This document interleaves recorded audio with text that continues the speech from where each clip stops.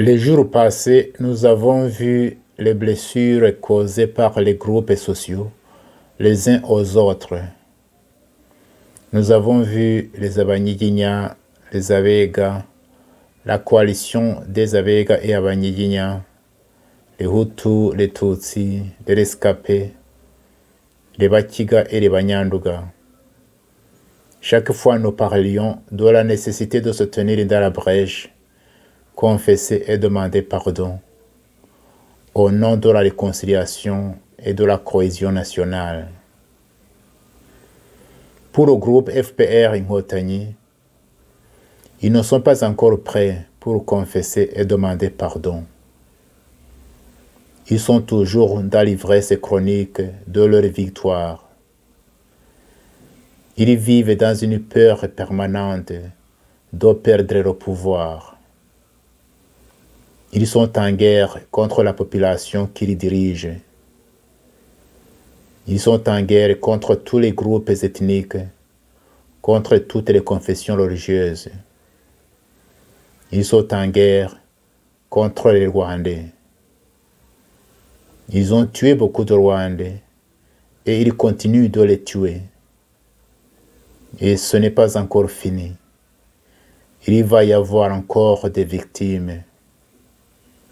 Donc, les FPR Inkotanyi ne sont pas prêts pour confesser et demander pardon. Il faut attendre qu'ils perdent la bataille d'abord, et ça va bientôt arriver. La population rwandaise va remporter la victoire. Alors, à ce moment, ils seront prêts pour se tenir dans la brèche, confesser et demander pardon. Mais ça va être les jours difficiles, très difficiles pour les FPR Inkotanyi. Soyez bénis et à demain. Je me souviens, il y a 25 ans, nous étions réunis dans une ville appelée Detmold en Allemagne. Nous étions des Hutus, des Tutsis et des Européens qui avaient vécu au Rwanda et qui connaissaient bien le pays. Il y avait parmi nous des religieux, des pasteurs, des prêtres et des laïcs. Nous avions passé toute une semaine dans une communion de prière et de partage fraternel. Mais le soir du dernier jour de notre rencontre, nous avons vécu quelque chose d'extraordinaire. Les Tutsis qui étaient venus du Rwanda, quelques-uns étaient même nos amis, on se connaissait très bien, ils nous ont raconté leur calvaire pendant le génocide. Mais ils disaient tout cela dans un ton fraternel, sans haine ni rancune. Lorsqu'ils nous racontaient l'hommage qui a été fait à eux et à leur famille, les Hutus qui étaient là furent pris de pitié et de compassion.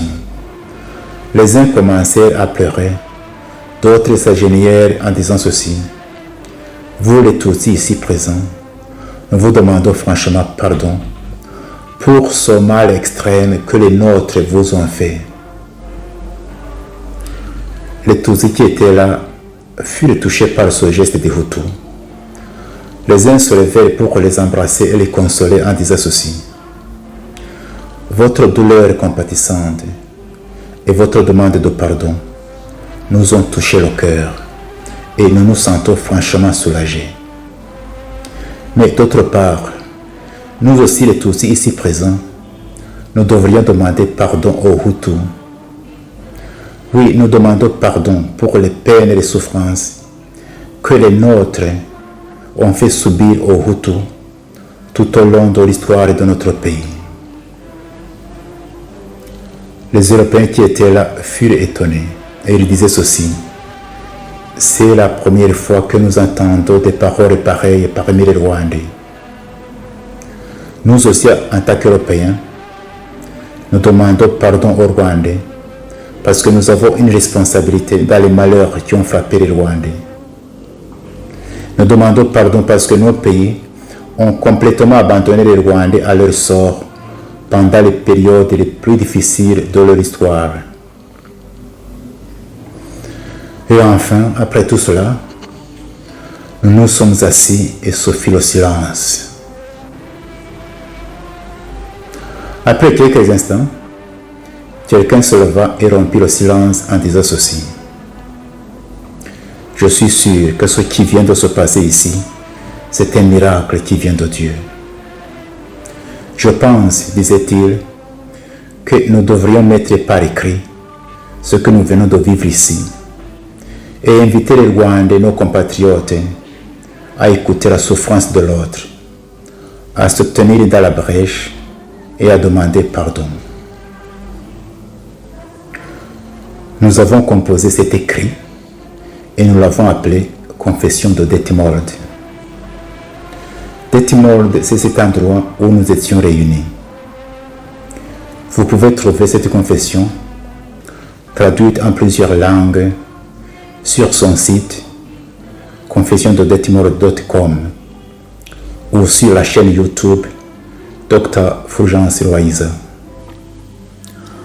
Parmi les gens qui ont signé cette confession, quelques-uns sont morts.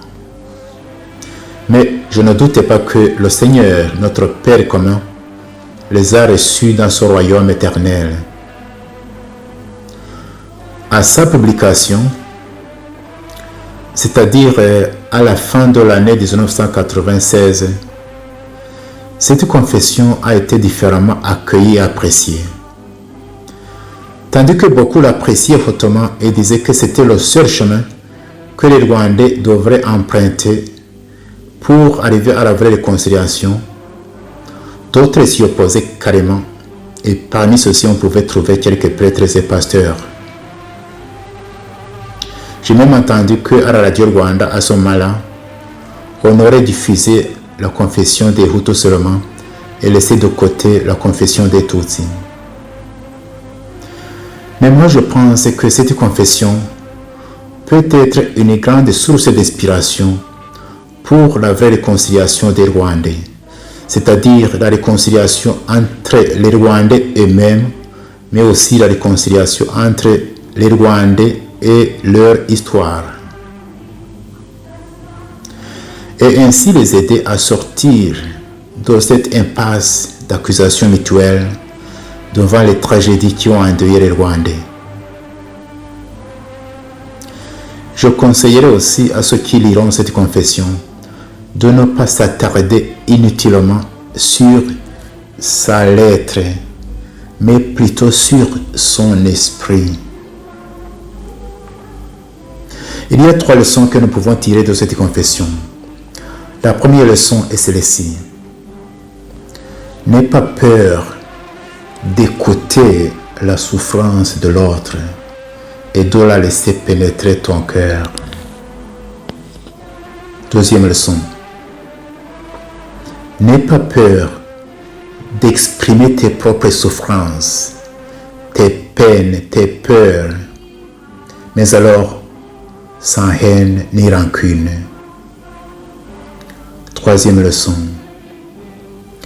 N'aie pas peur de demander pardon à ce que tu as fait souffrir.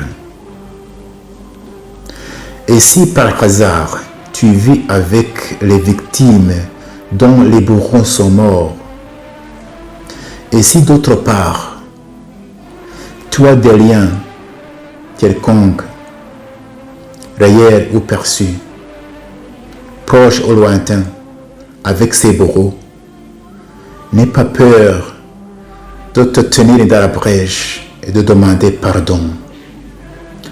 Comme ça, d'une façon presque miraculeuse, tu vas soigner beaucoup de blessures des Rwandais, des blessures du présent et du passé.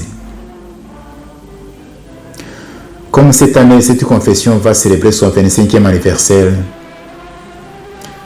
je viendrai chaque jour tout au long de cette année sur cette chaîne pour voir voies et moyens de bâtir un Rwanda où il fait beau de vivre pour tous les enfants du Rwanda.